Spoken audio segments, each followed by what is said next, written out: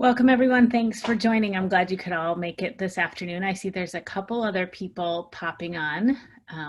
My name is Lynn Brettel. I'm the director of the State Adolescent Health Resource Center. So thanks for joining.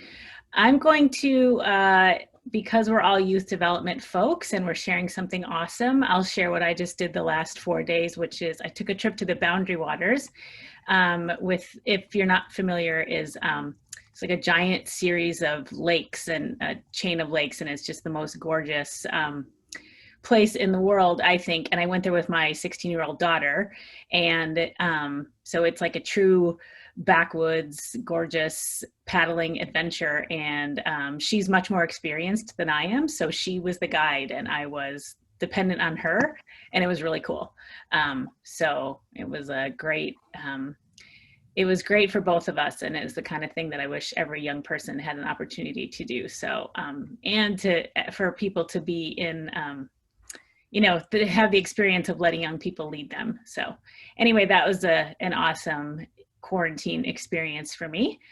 So we're here today. As most of you know, we've started having these bi-weekly or bi-monthly, every other month kind of.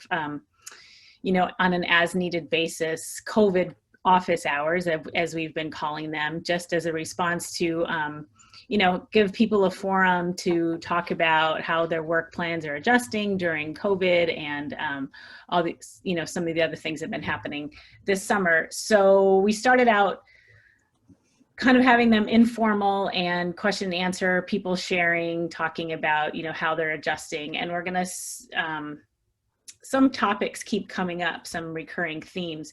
And so we're going to try to, for the next couple of months, focus them on a specific topic. They'll still be informal, but just so you know when you're joining kind of how the conversation will be directed. So we're really grateful that today Jenny Blakeney from New Jersey, the Adolescent Health Coordinator in New Jersey, and Steph Campbell, the Adolescent Health Coordinator from Massachusetts, and also the president of the national network.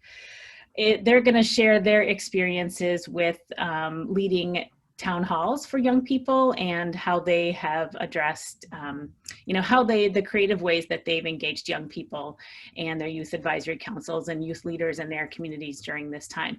So that is the purpose of this call. We'll have plenty of time for question and answer. We'll start with Steph, and we'll take a little break and make sure we get questions, answers, and then turn it over to Jenny and do the same thing. So we'll monitor the chat box, so if you have questions while they're sharing, please make sure to pop it in the chat box and keep sharing your awesome things that have happened to you lately, so we can all find the good in a lot of the overwhelming things that are happening right now. So with that, I will turn it over to Steph on the beach. Wish I was on the beach. Y'all look this too much. Good afternoon, everyone, again. So I'm Steph. I use the she series pronouns, and I am the Adolescent Health Coordinator in Massachusetts. So the Youth Town Hall came about here in Massachusetts, and particularly back in early April. We started having conversations about, in particular, the impact of COVID amongst adolescents. As many of you know, once the pandemic, the onset or the rapid spread across the United States, adolescents were not in that conversation. And that was our experience here in Massachusetts. We talked about those who were most highest risk for transmission and the impact on them, but our population was not a part of that conversation. So internally, myself, who manages and oversees quite a few of our adolescent health programs in collaboration with our violence prevention unit in Massachusetts that oversees another group of adolescent health programs, decided that we needed to do something to elevate the needs of adolescents during the pandemic. And it was quite an adventure. So Massachusetts does not have a youth advisory board. We're actually planning, thanks to Jenny, who's going to speak soon, we're planning to launch one this fall. However, we knew that we wanted to use our platform to reach young people and to hear directly from them. So the format that we actually used was that we had our state epidemiologist, as well as a partner from the school-based health center program here, our lead nurse. Those two, we would interview and ask young people to submit questions that they had about COVID to the experts and receive answers. Our program was 1 hour long, which is the major lesson learned. We got more, it was a larger turnout than we anticipated. So we pulled it off in a couple of weeks. As many of you all know, in state government, that's like almost a miracle. Nothing ever moves that fast, between people reviewing slides, making sure we had buy-in from folks. But we had a great turnout of young people and adult allies. Part of our structure was the Q&A part where the panelists answered questions from young people. They had so many myths around COVID, anxiety on how they thought they could get it, what was safe, what was not. So that was clarified, and that was important, and an indicator that our COVID prevention messages missed a whole population. Like, we didn't really target any information towards them. So that was one clear takeaway on our behalf. The other thing that was really neat is we broke out into Zoom breakout groups with the young people and asked them what were their concerns.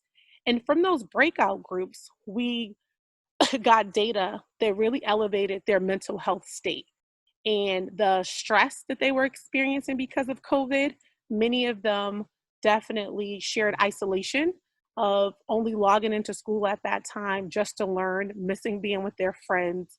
So the next town hall series that will be planned in Massachusetts actually will happen later this month, crossing our fingers and toes, will really focus on the mental health and wellness of adolescents during this time. But that's the big picture of our town hall that we kicked off. And then Jenny made it bigger and better, which is so amazing. But I will say, like, 1 hour is too short. And it was definitely important for us to have the medical experts who were accessible to young people. They spoke their language. They were not too jargony.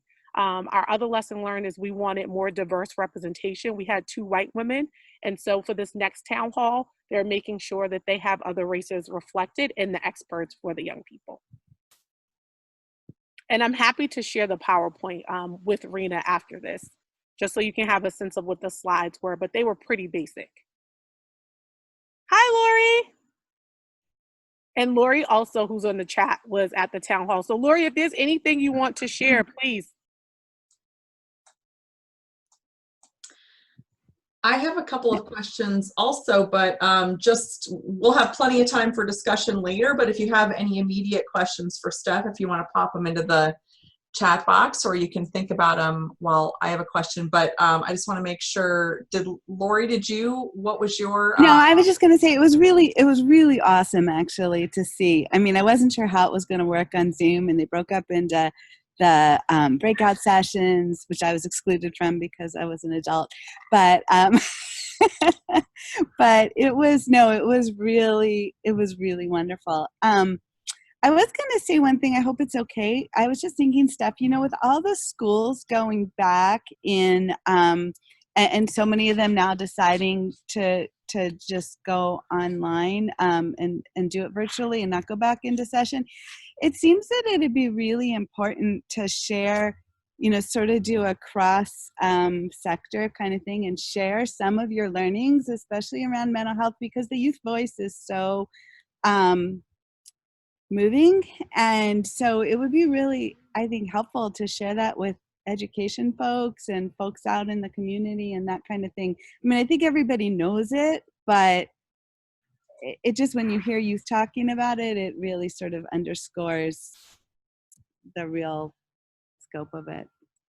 Yeah, absolutely. I definitely, let's chat more about that. I do see there's one question that says, how do we reach youth in attendance? Social media, direct messaging. So the way we actually reach youth, because as I said, we don't have a youth advisory council, we reached out to our funded agencies, which here we call providers, or you may use the term grantees.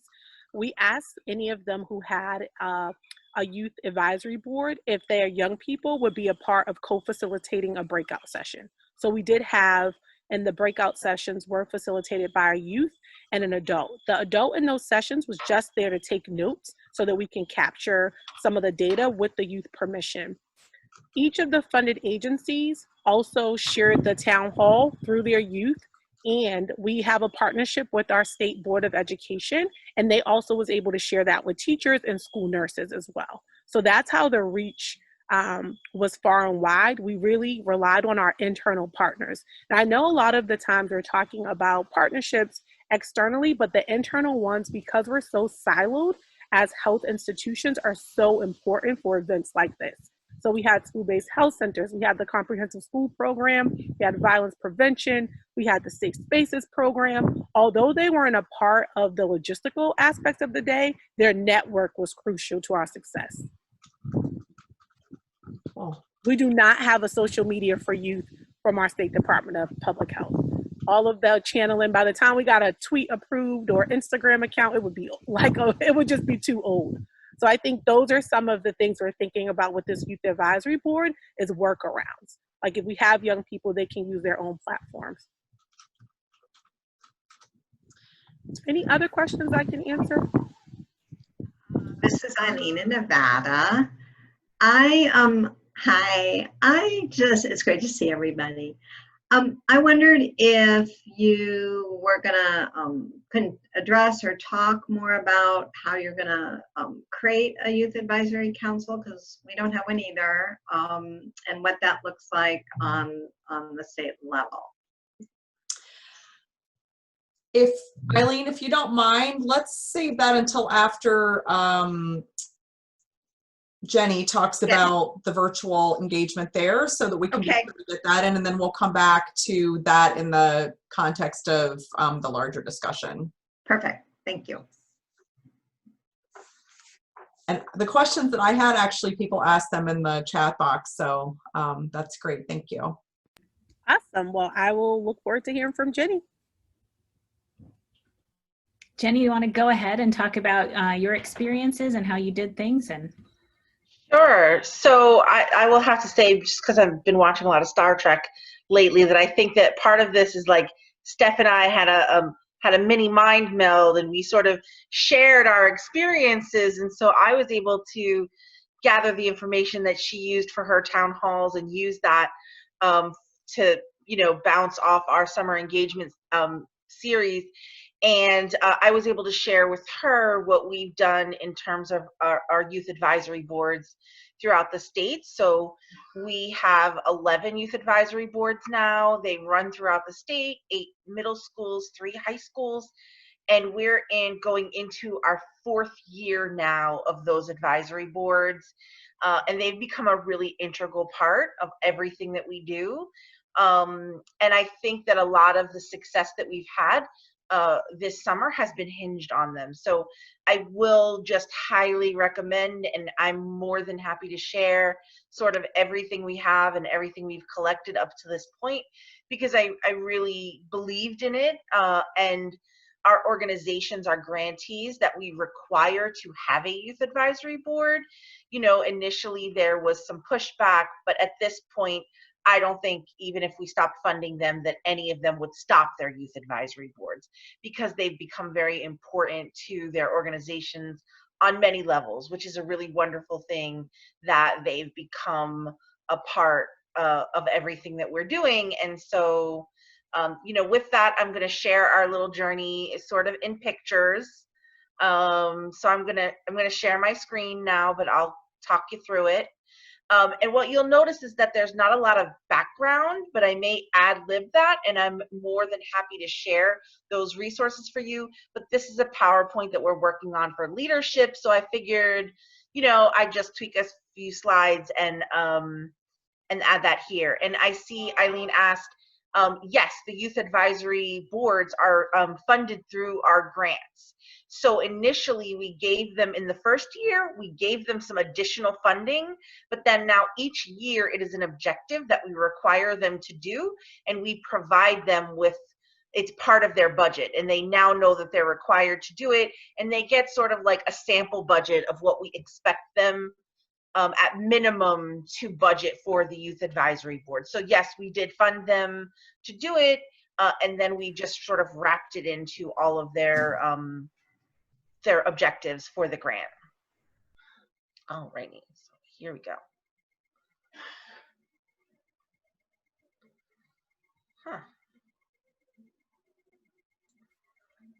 Jenny, while you're popping up your screen, who is it, did you say where the YABs are through, or did you say middle and high school?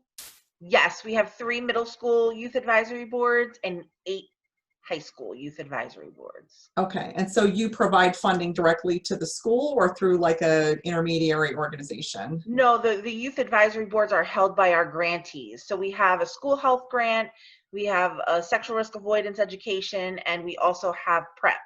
So all 11 of our grantees are required to have a youth advisory board. Oh, okay. And of those 11 grantees, 3 of them serve only middle schools. Our SRAE grantee grants only occur in middle schools. Okay, thank you. So that's how the 3 and the 8 go. Okay. Excellent, Right. thanks. I'm Yes. gonna try this again. Oh, there it is. Okay.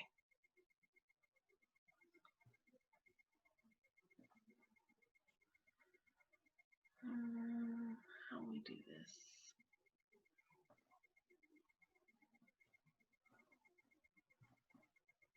Okay.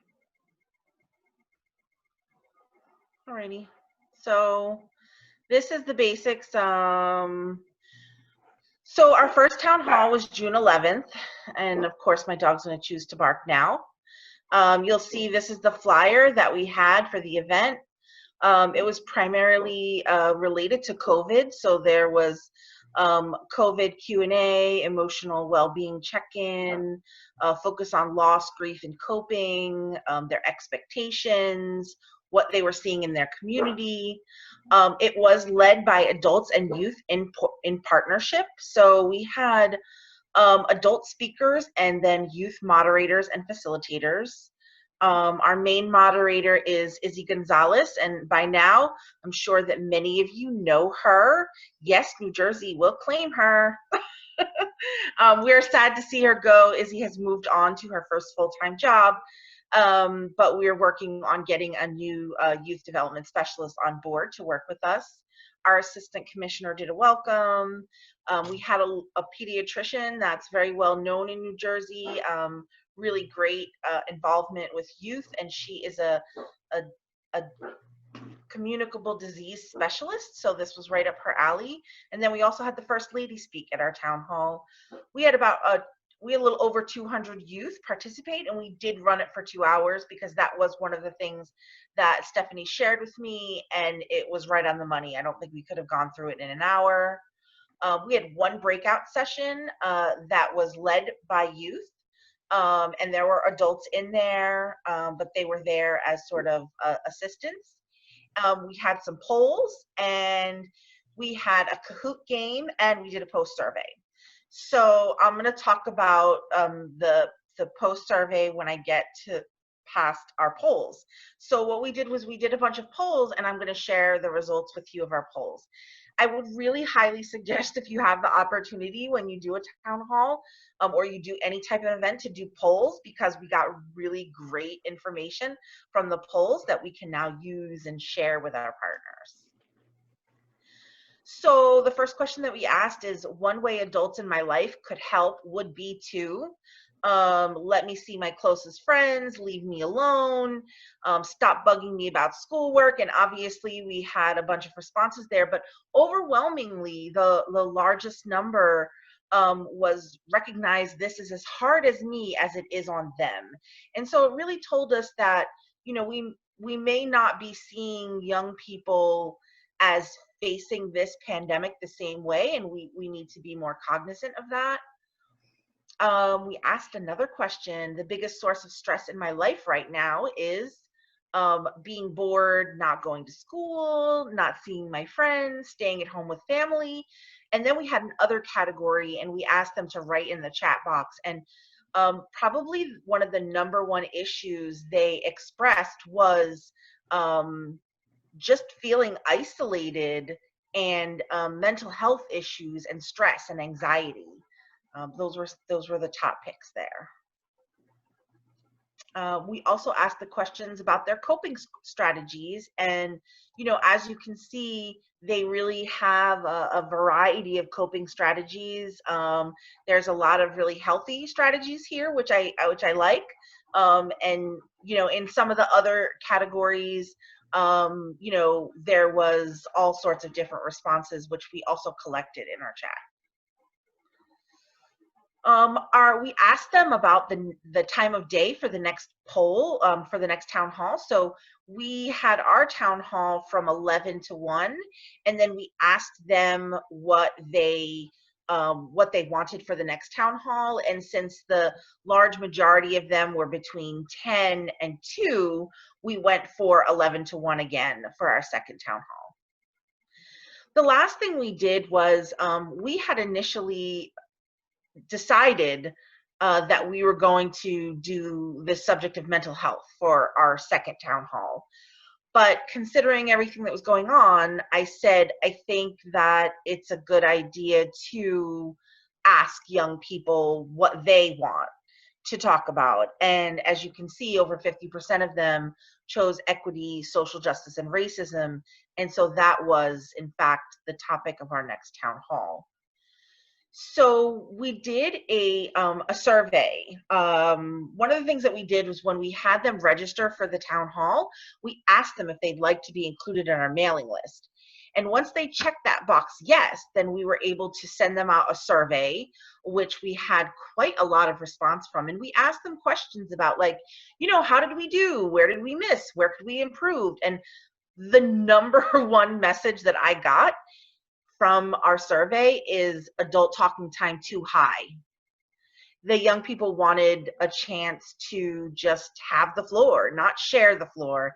And we really listened to them. And we went back to the drawing board with our second town hall. And we really just, you know, we totally just changed the way we did things. And that was based on the feedback that we got.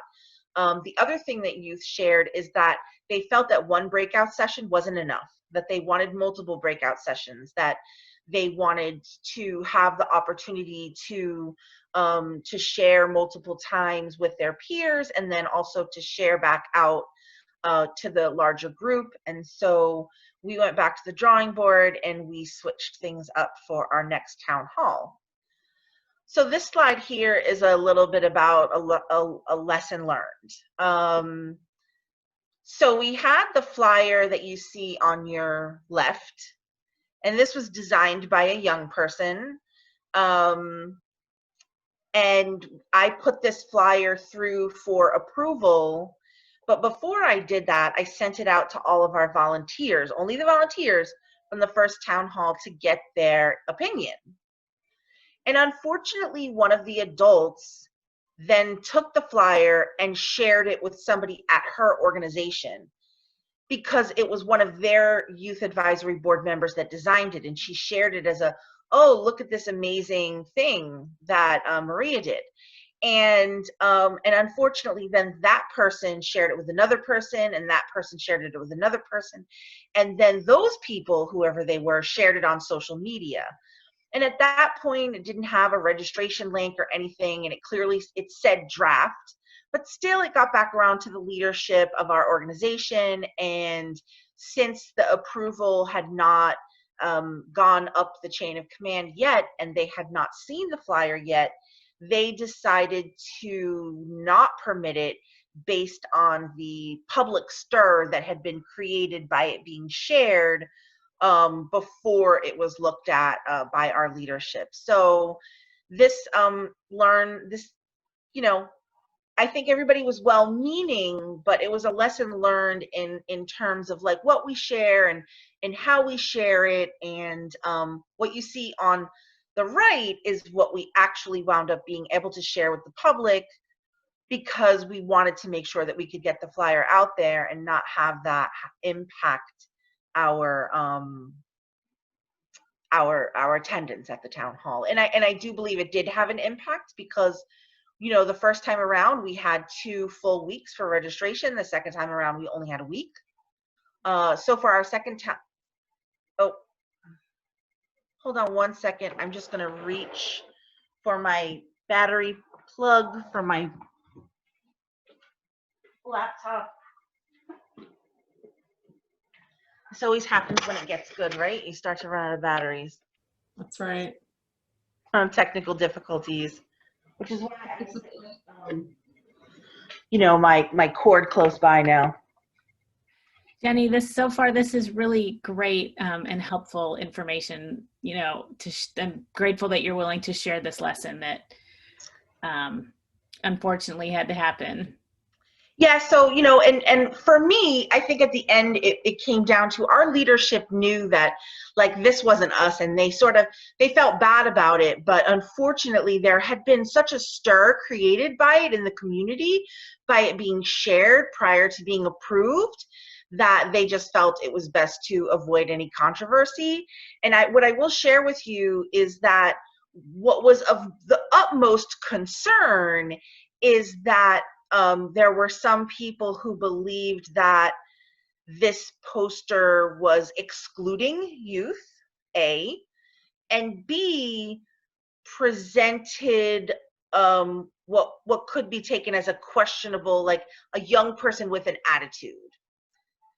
So, you know, I'm going to reserve my comment on that, but I just wanted to share this because, you know, even with the best intentions, when you're working with the Youth Advisory Board, and when I had been given, you know, sort of the anything that they want, you know, caveat, even in those situations, you still have to, I think, be prepared for, you know, the unexpected to happen. And, you know, luckily, Maria, who designed the graphic, totally understood, and we were able to use it in other ways. So we were happy about that. So on our second town hall, oh, look, I'm going to go back. So this is how we did things differently. So on the second town hall, it was 100% led by youth. There were no adult speakers. There were youth moderators and facilitators. Our moderators were Izzy and Sid. We had 3 youth panelists. We had 3 breakout room sessions. We had some more polls, another Kahoot game, but we didn't do a post survey this time. How do I go back?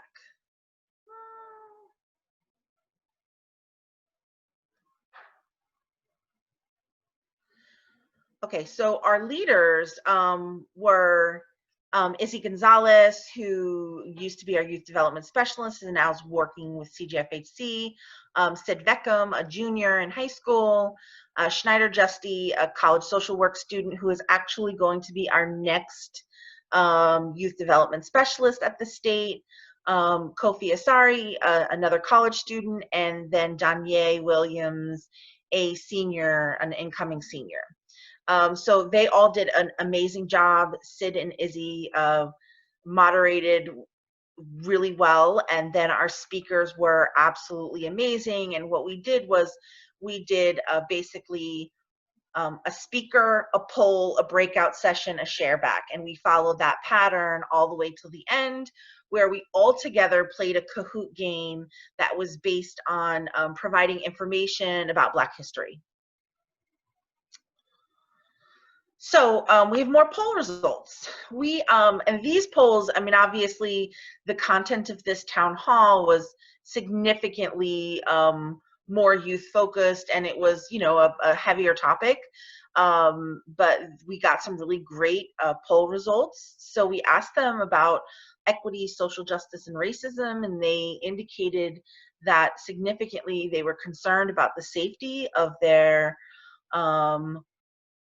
BIPOC friends and family, that they were hopeful that change was coming. And I was so thrilled to see that such a high percentage of young people had that thought process, and that we saw that a really small percentage of them felt disconnected from the issues.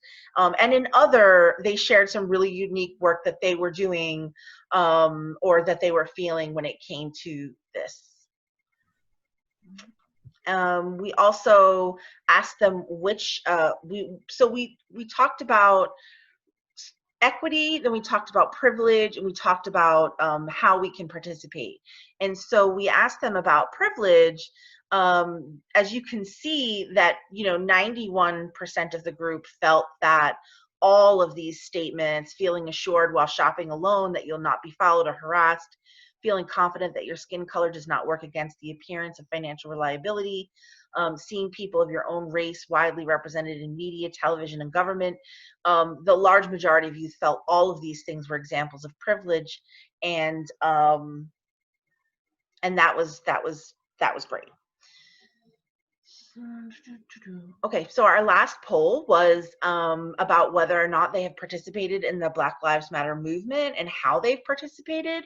And as you'll see again, so many of our young people talked about being an ally, participating in peaceful marches, sharing resources, and a very, very small percentage of young people said that they did not participate at all. And I really feel that this is representative of working with young people. I think that if we had asked these questions of adults, we would have seen very different responses. But I think it's important for us to remember that, you know, this future generation coming up is extremely engaged and involved. And I think that it's important for us to be aware of that and be able to speak to what they want to talk about. And yeah, so we had a really wonderful experience with our town halls. We have our next one tomorrow. So our next town hall is going to be about navigating back to school. I know that some of you have probably seen the materials that I've shared and the project that New Jersey is working on and did work on with the Society for the Prevention of Teen Suicide. We asked them to take the lead in our next town hall, and they will be following our format. They have a series of youth panelists, youth volunteers to facilitate sessions. But one thing that they're doing that I thought was just really thoughtful is some of you may know Maureen Underwood, who is a national expert on suicide prevention. And they're going to be adding a layer to the sharebacks. And so we will have, you know, speaker, poll, breakout room session, sharebacks, and then Maureen is going to do reflections. And so what she's going to do is reflect back to the group what she heard them share. And I thought that that was really meaningful because, you know, it's this idea that we want to let young people know we're listening. And I think that we've tried to do that in so many ways, but I loved their addition of this to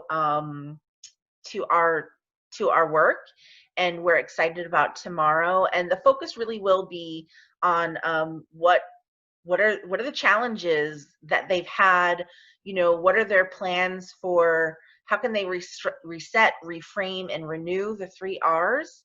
And I'm really excited about the event tomorrow, and I'm sure I'll have, you know, more to share once they have that event. I have another document that I'll be happy to share with everyone. And what we did was I've combed through the chat, and I pulled out statements that young people had made in the chat feature during the town hall, and they're very, very poignant. One comment is, I feel angry that racial inequality is still active and saddened and angered by the fact that people refuse to acknowledge the struggles of by POC and are put through in America. Privilege is when certain groups are given advantage over others. There are so many, but I'll share this. I don't want to read them all because I don't want to take up a lot of time, and I'm sure there are questions that I haven't been reading in the chat box. But oh, here's another really great one. The best way to stop unconscious biases is to educate the youth. Hail, hail. So yeah, so I'm gonna read the questions that are in the chat box now. That's pretty much all I have to present on. It was really a profound and wonderful experience, and we are gonna continue it. We're not gonna do it every month because that's just too much, but we're gonna meet with our youth advisory board in October, and we are going to, with them, plan a listening series for youth that we'll probably do once a quarter, which will feature youth leaders. Well, I'm going to say that again. We're going to feature leaders who will share their experiences and serve as experts as to what young people are experiencing across the country. And we're going to rely on our youth advisory board really to inform us of how that will go and what we will focus on in terms of the content. So, Tessa, I agree with you. I feel I felt very, very bad that we had to go to Maria and say that we couldn't use the flyer, but she did understand because, you know, this is state government, and we had that conversation with her beforehand that I was submitting it for approval, but I didn't know what would happen. I felt the worst about the fact that somebody decided to share this on social media, even though they knew it had not been approved by the Department of Health, and that was an adult. So, you know, one of my other takeaways was that, you know, we can do better. They could have reached out. There were a lot of ways that they could have went about it, but just sharing it on social media and bringing negativity to it was probably not the most productive way. We didn't do a post survey after the second event because I did the registration on the first event. On the second event, one of the people on my team did, and she forgot to ask if we can put them on our mailing list. And so we didn't have access to that second list. So lesson learned, make sure that you have them be able to check that box, because when they check that box, it gives you permission to reach back out to them. So that's why we didn't do the second survey. It said, did I not have any high school students? I'm not so sure that I understand that question, Roberta. I think that was when you were showing the slide of your youth advisors. Yes. Oh, yeah, there were two of them were high school students. Yeah, so one of them was post-graduate, had graduated college. Two of them were in college, and then two of them were high school students. Thank you, Steph, for I always get confused about what the I stands for, right? I'm new with that, and so I didn't want to say it and say it wrong. And I'm going to say this much is that because in New York, a long time ago when I worked, when we said BIPOC, it meant bisexual people of color, and I know that that's not it. So I don't want to make that mistake. We promote the events mainly through social media, through teachers. The Department of Education has been gracious enough to post every single one of our flyers that we've had go through. And we also use our youth advisory boards to share them on their social media and their platforms. And as long as we get permission, we're able to email the new flyer to the last group. So for this third town hall, we emailed it to all of the youth who attended our first town hall because we had permission to use their email addresses.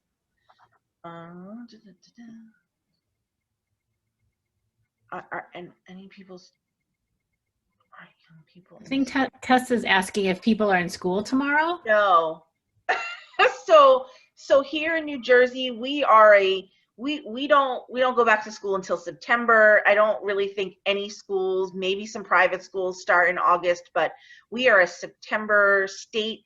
And so there are some schools that will go back at some point next week prior to Labor Day, but the large majority of schools will start Tuesday, the 8th, the day after Labor Day. So that's why, although I have to say this much, is that we had our largest attendance when we had our town hall, and it was during the school day.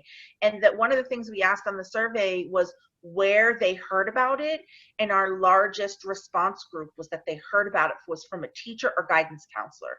So I do think that, especially because of the context of being in a virtual learning environment, getting that buy-in from teachers and schools is really important as you go into the school year. In the summertime, we had to be a little bit more creative, but in the school year time, we really do rely on our teacher and guidance counselor partners in schools to get the word out. Jenny, did you say, did you have a sense of the age range of young people that attended, was there a majority high school, majority college age? Or post high school? We held it to 13 to 19 because of COPA laws. Okay. And we really did have a broad spectrum. We definitely had, I think, some equal representation. We didn't have much representation from the young adult population. Okay. I think that the large majority of our population was 17 and under. But I expected that. We don't engage all that much with young adults, especially except in a mentor capacity. So, I would say that the large majority were between 13 and 17. Okay. Jenny, this Roberta, if you're working with youth that young, did your state require you to go through different approval processes or anything since you're working with the young? No, there's a federal law that basically says in order for you to engage youth virtually, they need to be over 13. If they're under 13, you need to get parental consent. So basically what we decided was to just go with 13 and up.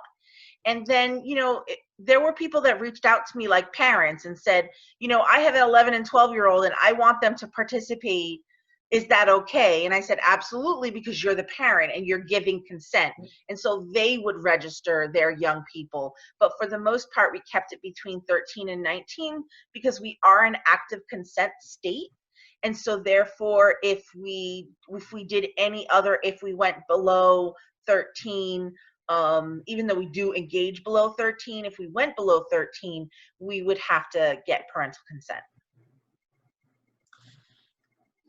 Jenny and Steph both, I'm wondering if you had any conversations about youth who were not connected, didn't have good internet, didn't have devices, any conversation about how you might reach them or in the future, just wondering as we're all heading into virtual, with no end, how that works for youth that might not be connected virtually. So, well, you go first, Steph. In our debrief, because we did our town hall so quickly, that was one of our considerations for moving forward. Because ultimately, any young person that got wind of this was connected to either a social service provider or a school. They were connected.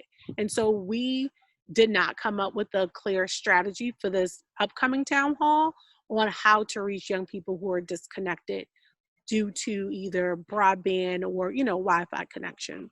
It's a huge, unfortunate,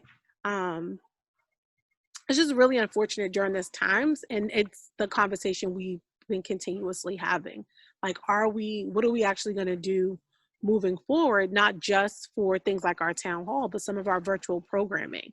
Like, our grantees have shared with us that some people can only call in. And so even as we're trying to make it engaging, those young people are still at a disadvantage. Yeah, I agree. We talked about it, but the reality is that there wasn't really a clear answer, because even in terms of recording the town hall, we can't record every breakout session.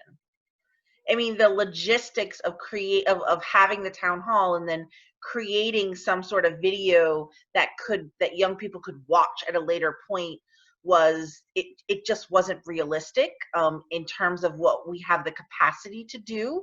So what we do is we do allow our grantees to use their funds to assist with technology inequities. So they can work with the schools, their community-based organizations to purchase hotspots for one of their program participants that doesn't have Wi-Fi, to purchase a Chromebook for a young person in their programs that maybe is in a house that doesn't have one, or where everyone is sharing one device.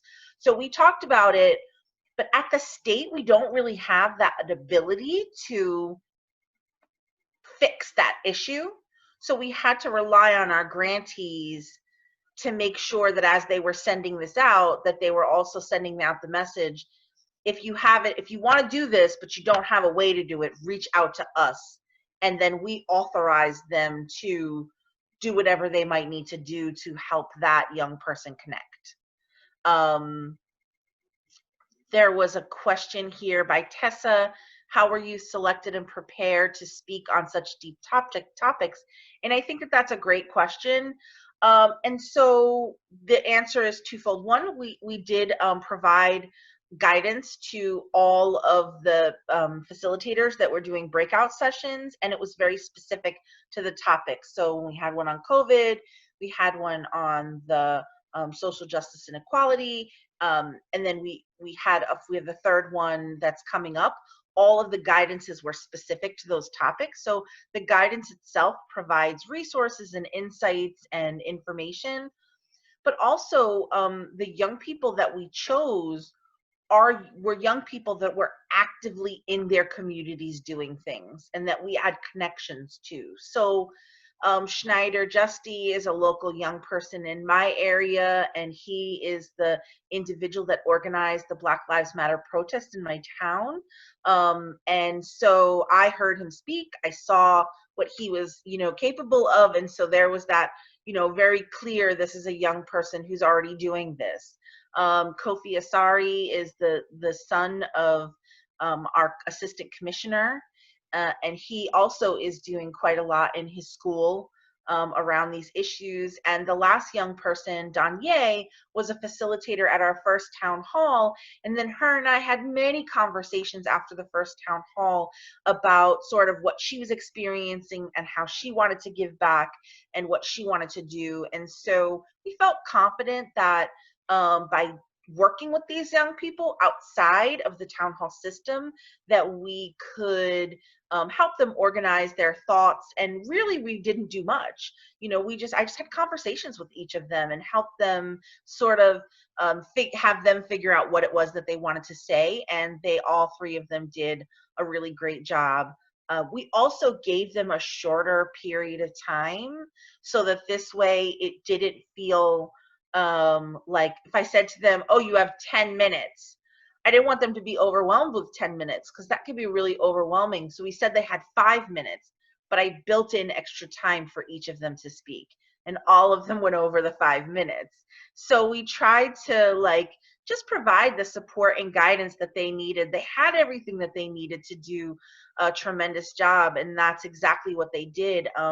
And all of them are now sort of on this journey where they're I want to speak at other events now. And Danye and Schneider are both speaking at our next town hall as well. So, we're just really thrilled that we're able to provide the opportunities, and they have all the skills. We're just there to help support them and be there along the way to cheer them on. Thank you. I know that there's questions about youth advisory boards and councils, but I just want to make sure before we go to that for the last few minutes, anyone else have questions about Steph or Jenny's virtual town hall summits? And we can certainly continue these conversations or vet some questions by email. Okay. All right, so a couple of questions about youth advisory boards, and after this, we will send you out some resources that we have on the network website. We have a very robust section on the website about youth engagement, and it includes examples and links to states who have done youth advisory boards and councils. So for Jenny, you mentioned that you have the 3 grants, and those require the grantees to have the advisory councils. What's the school connection there? So all of our grantees, they work with schools to deliver their programs. So the school health project, they build a school health team, and then they work with that school, and they help, build actions around health. And then our PrEP and SRAE grantees, the large majority of them function inside of a school. Okay. All right, cool. Thank you. And the funding from that comes from the specific grants that come into your program? Yes. Okay. So our teen pregnancy prevention is PrEP and SRAE funded, and then our school health grant is funded by our MCH block grant. Okay, cool. And I think there's a couple of other people on the phone who have some type of youth advisory boards or structures. Is anyone else doing that kind of work with youth advisory boards or councils that wants to chime in? I think everyone should or Jenny should do another kind of informal chat. Sorry, Jenny, to give you more work after your vacation, because you'll be well relaxed, because the phone call I had with Jenny helped me see the way that I could use those existing funding streams to launch the Youth Advisory Board. I think in the past I had gotten stuck because I thought I needed a separate pot of money to do that work. So I think Jenny, I know Jenny's not going to say this, she's kind of underselling how creative she was with those funding streams and requiring the trainings, and she has great templates.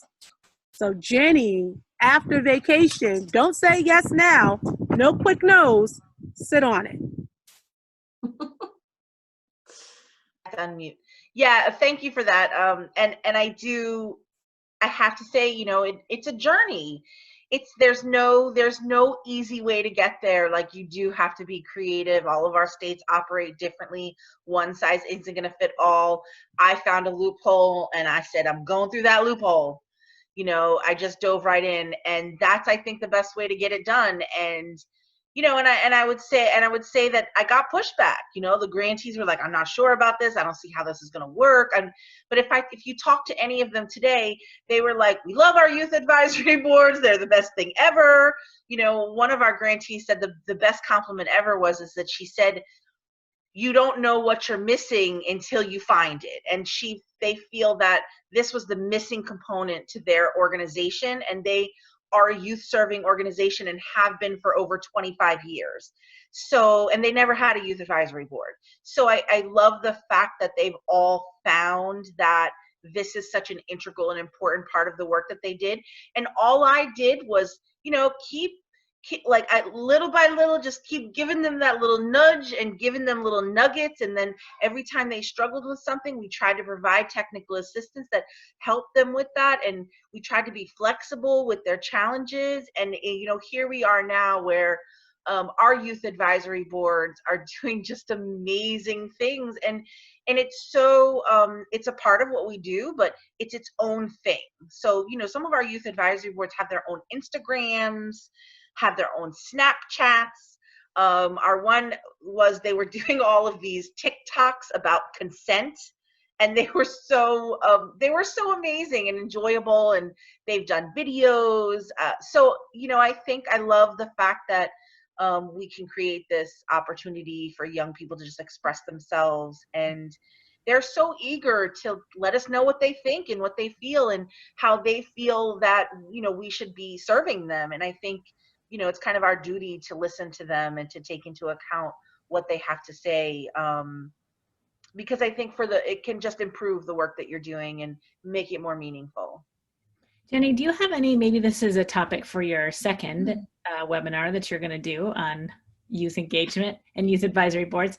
Do you have any specific examples of, you know, your grantees who said, oh, it was specifically because of our youth advisory board that we changed XYZ policy, or we're doing programming differently because of this? I mean, it sounds like the young people themselves have like done great programming. Is there anything the adults have done in those organizations? So I'm going to say one thing that came up is that we have our Center for Supportive Schools, which runs Teen Pep, which is a New Jersey-based program. It's a theater education, peer education program. And, you know, they had all of their lessons, and the teens learned the lessons. The adults created the lessons and then taught them to the teens, and the teens did these workshops for younger teens.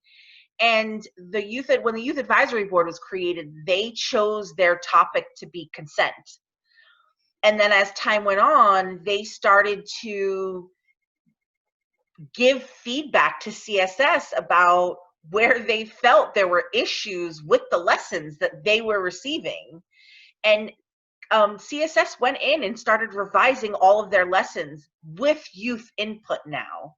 And they do a whole entire section and created a whole entire workshop on consent. And that was 100% based on the feedback from their youth, because, you know, the youth were saying, like, this is all great, learning about, like, you know, I can wait for sex, and learning about sex and alcohol, and all of those things are great, and STIs, but really, we think what young people need to know about is consent, because that's where it really starts for us. And so that's a perfect example, because it's really about, you know, rethinking that ideology that we know better as adults. Like, we don't. It's just that simple. Like, we don't. We just need to let go of that. I don't know better because I'm a grown up. And I think that, yeah, so that was a huge lesson learned. And I think that that's one of the best examples from our youth advisory boards that came out for me, and to see one of our grantees open enough to listen to that and to really like go into their curriculum and tear it apart and revise it based on their youth advisory board input. That's great, Jenny. Thank you so much. We're at time, but I just want to say a quick wrap up, and that is there's a number of things that people submitted in advance, you know, questions that you had that we didn't get to. We'll continue some conversations. Also, we're going to send out the resources that we have available on youth advisory boards and councils that are funded by MCH.